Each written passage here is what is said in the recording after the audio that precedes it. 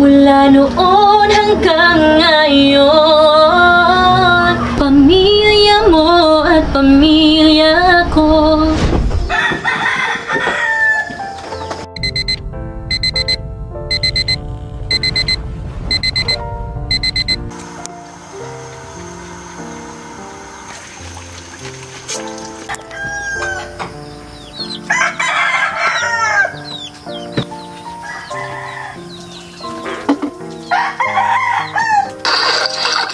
Napapansin ko ba't parang ang laki ng anak ko? Baby Francie! Miss Wiwi! Hi mga kalab! Ako po pala si Ulysses, ang bait nga kay at para diniiga. Ako din si Francis, ang gwapo pero diyoso. And we are the Family Love Team. At kung bago ka pa lang sa aming channel, don't forget to subscribe. So yun mga kalab, good morning! So ngayon po ay madaling araw. So kaya po kami gumising ng maaga dahil meron kaming flight. Saan? Sa dagat. Wow. So ngayon mga kalab ay i-vlog namin ang mga pangyayari po sa aming recording mga kalab sa aming Christmas entry mga kalab. So ito ay very special talaga dahil ito mga kalab ay ating ipaghandaan ang ating Christmas entry mga kalab. So nagpagawa na din po kami ng kanta at syempre yung composer ho namin na si LC Beats ay di siya nag-compose dahil sobrang busy niya po dahil meron ho siyang bagong business yung mga ulam. So ngayon mga kalab, ang nag-compose sa amin ngayon mga kalab ay si Moik Studio. Ayan, so pupunta tayo doon sa Carmen Agusan del Norte dahil taga doon po siya. Then syempre ako mga kalab, taga doon din ako, taga Carmen Agusan del Norte. So proud Carmen namin. Kaya doon kami mga kalab dahil doon po yung kanyang studio mga kalab, di ba B? Yes, so yun. Then syempre ang sasakyan namin mga kalab ay yung pamboat mga kalab sa kaibigan ni Francis. So gusto sana namin mag-land trip mga kalab pero hindi na lang. So ay tubig trip na lang kami mga kalab. Then syempre ang mga kasama natin ay yung ating mga baby angels mga kalab dahil nga magsushoot din kami doon. Lahat ng sa vlog dito mga kalab ay puro lang po mga behind the scene kung ano yung preparation namin sa music video. Then syempre yung kakanta po mga kalab ay si Yunilin Espanyol, ang Pahiyong Girl. O di ba babe? Yes, ito yun. Mga kalab, sana magustuhan yung kanta sa Christmas song namin. Yes, dahil nga itong Christmas song mga kalab ay handog namin talaga sa lahat. So yes, sa parang lahat.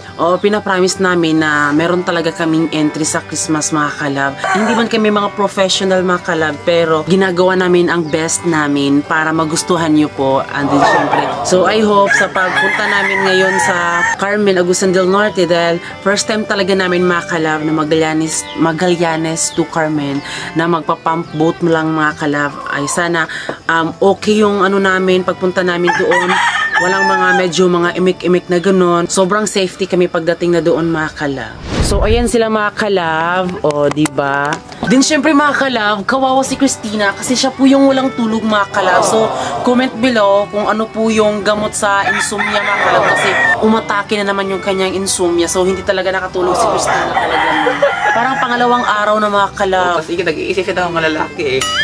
Alam niyo talaga kapag insomnia ay overthinking talaga. So hindi niya sinasadya. Actually kaya pala hindi siya nakatulog kasi meron kasing bangungot sa gilid niya.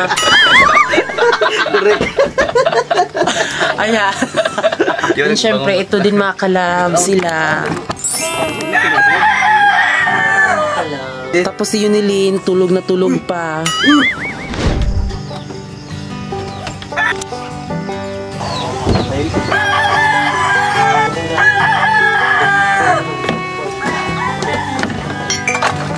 Ayan.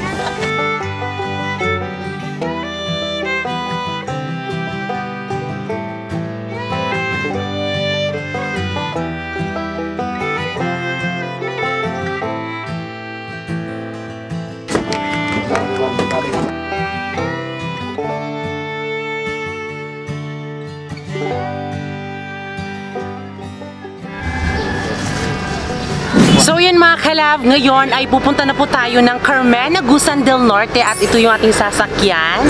So yung ating driver mga kalab ay ayan, si Christian Daculo, ayan. Ay mga kalab! So yan po yung ating driver mga kalab para makapunta tayo doon sa Carmen, Agusan del Norte. At I hope yung pagpunta natin mga kalab ay walang mga sabitan, baka siguro may curfew or ano pa man dyan, diba? At least nagmask. So ayan mga kalab, ito po yung sasakyan natin, sasakay na po tayo.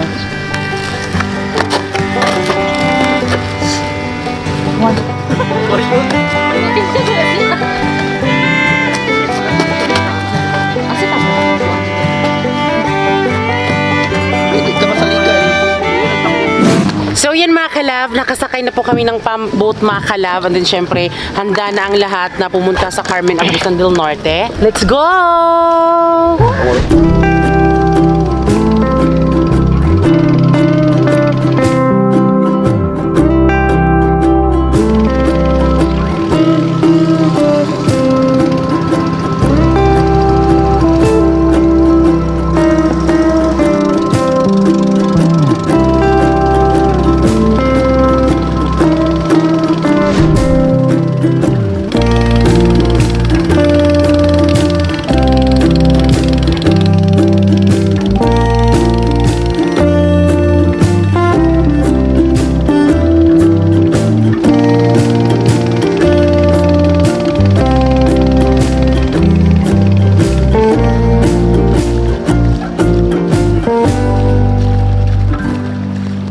So ayan, nandito tayo sa gitna ng dagat at medyo mano yung alon, so dapat relaxing lang. So ang ginagawa namin mga kalab ay kinukuha po yung tubig sa bandang harapan kasi medyo may tubig kasi.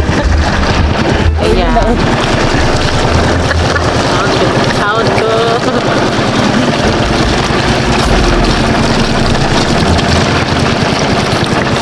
Balik dito sa tubig. Pa, sige pa.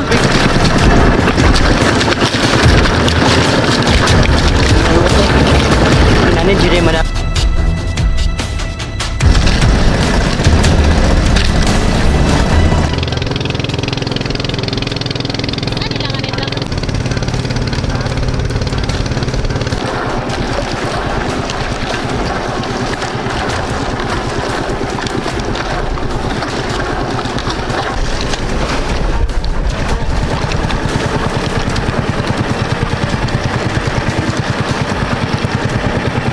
So ayan mga kalab, malapit na po kaming makadating sa Carmen, Agusan del Norte at syempre kinakabahan ako talaga mga kalab. Alam niyo naman, din, ano siya, parang siguro hindi na ito mauulit mga kalab. Parang maglaland trip na ako sa sunod mga kalab kasi nakakatakot talaga. Kasi andito kasi kami sa daanan ng barko mga kalab. Kaya nagmamadali kami pa, baka siguro may barko na, ito yung itsura namin ngayon, oh.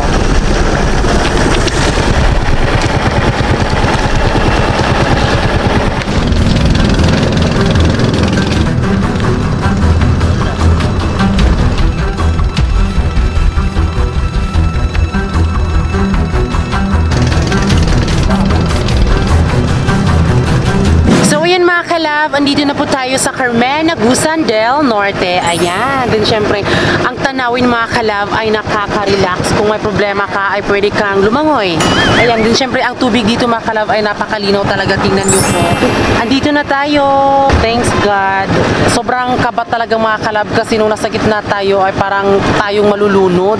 Parang sa isip ko hindi ko na talaga binabanggit yung nalulunod, baka siguro mangyari, baka wag naman sana.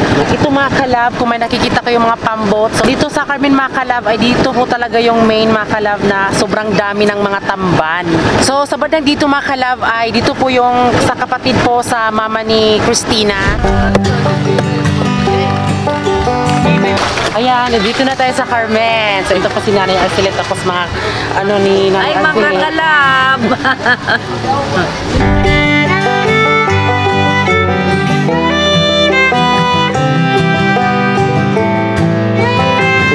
Bibili tayo ng tamban. Ito yung mas pinakadaming tamban talaga mga kalab. Naalala ko noon nung dito ako tumira. Maraming tamban. Para siyang kahit ang mga reject mga kalab ay ibibigay nila. Punta tayo doon mga kalabo kasi bibili tayong tamban. Fresh na fresh. Ito po yung tamban, hindi po ito bangus. Di ba sa mga nakakita po sa harvest namin doon sa fish pan namin. So parang ganito po kalaki yung bangus namin na hinarvest talaga. So yung kilo mga kalab dito ay 20 pesos lang. O di ba?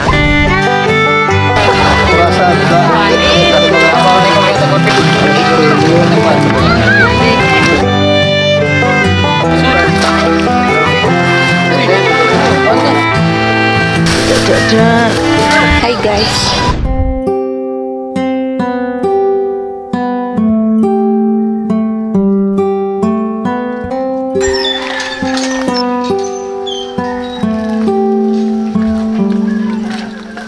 Ayun mga kalab, nandito na tayo sa bahay nila Christina mga kalab. Ang kapatid po ni Mama Inday ay si Tatay Liling at magpinsan si Ulysses o si Christina mga kalab. Bago tayo mag-recording mga kalab, mag-lunch muna tayo para may laman yung tiyan natin. Alam natin na malayo yung biyahe natin mga kalab, sobrang layo talaga. So nakakarating tayo dito. So lunch muna para may laman yung ating tiyan bago tayo mag-recording. So ngayon mga kalab ay magluto muna tayo ng tamban. Yehey!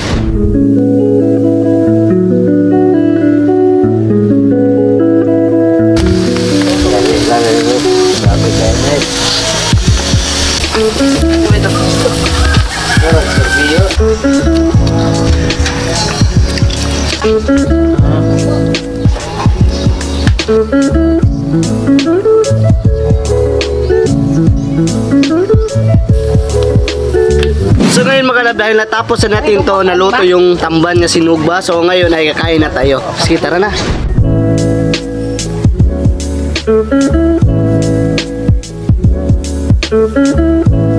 So ngayon mga kalab ay pupunta na po tayo doon sa recording studio ni Kuya Moik dahil magsa-start na po tayo at ayan, ready na po daw sila. So ano pang hinihintay natin mga kalab?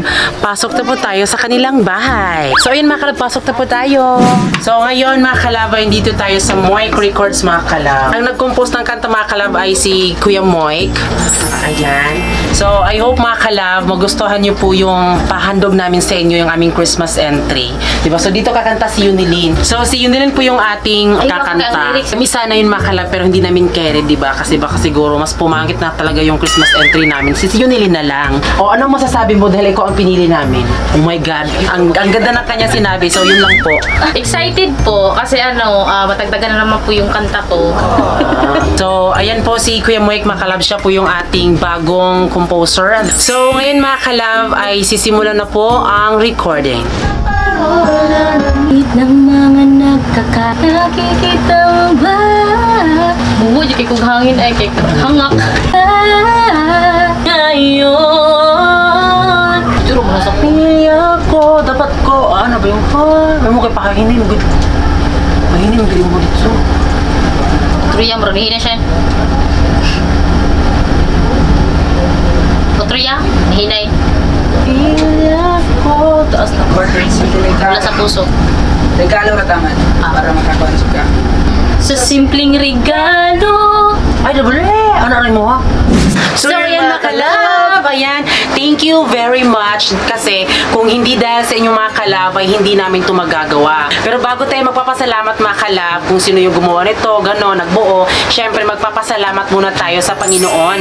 Dahil kung hindi dahil sa Kanya, syempre walang-wala talaga kami mga kalab. So thank you Lord, ayan. Thank you. So ayan mga kalab, magpapasalamat lang po kami sa nag-compose ng kantang ito na si Kuya Moik. So meron po siyang Facebook page. So kung gusto niyo pong magpagawa or magpa-compose, punta lang po kayo sa kanyang Facebook page. Ang nakalagay ay Moik Records. Ayan. At meron din po siyang YouTube channel, Moiky Moik. Ayan. I hope na i-subscribe niyo po si Kuya Moik.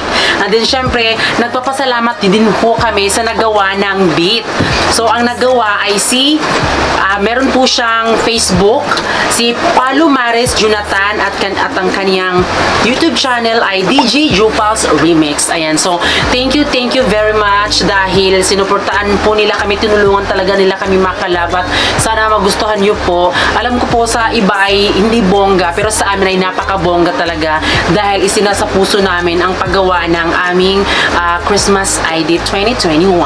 And syempre magpapasalamat din kami kay Yunilin Espanyol, ang ating singer sa lahat ng mga background music mga kalab, kung ano yung mga celebration namin ni Francis. So ano ang masasabi mo?